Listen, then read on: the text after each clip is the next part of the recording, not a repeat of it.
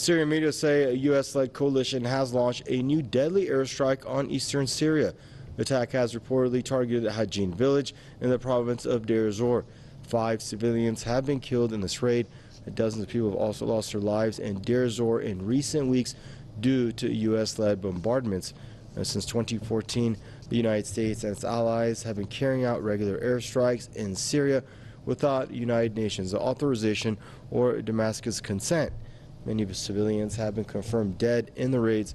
Damascus has repeatedly demanded a halt to the U.S.-led bombing campaign, calling it a violation of Syrian sovereignty. Joining us now at Damascus for an update is our own Press TV's Muhammad Ali. Hello, Muhammad. Muhammad, what more can you tell us about these bombings, U.S.-led coalition bombings, resulting in more obvious civilian casualties there in Dayr? Yes, according to local sources over there in the town of Hajin, a new U.S.-led coalition airstrike has killed at least 5 people, civilians, in that town of Hajin, which is about 110 kilometers to the southeast of Dayr and about 14 kilometers from the borderline with Iraq. This is not the first, of course, kind of attack by the U.S.-led coalition on that same town of Hajin. So far, dozens of civilians have been killed in the past 30 days because of repeated strong similar airstrikes by the U.S.-led coalition against those areas, particularly Hajin, areas like al-Shata and nearby towns and villages where the U.S.-led coalition claimed that it is fighting Daesh. But eventually, every time there's an airstrike, there is a large number of civilians being killed and a large also number of people also being injured.